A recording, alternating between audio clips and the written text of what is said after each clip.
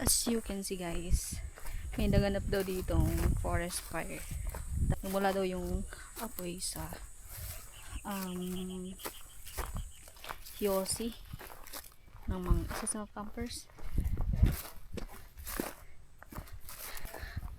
So mula dun hanggang dyan, inabot niya ng sunog.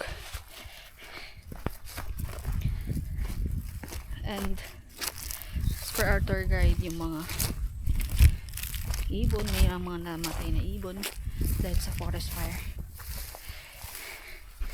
Kaya sa mga campers dyan, be responsible, lalo na kalikasan yung nasisira.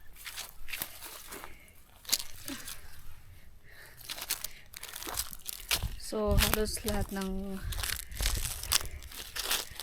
mga halaman ganito yung kulay, natuyo na.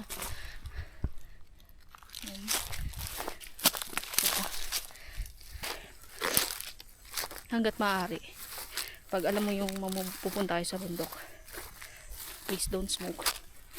Possible siya na mag-cause ng forest fire pag mula ng malaking sunog and makasira sa kalikasan natin. So shout out sa lahat ng campers, be responsible. Dapat alam mo yung don'ts and do's pag nagka-camp tayo or when we go hiking. That's it. Bye.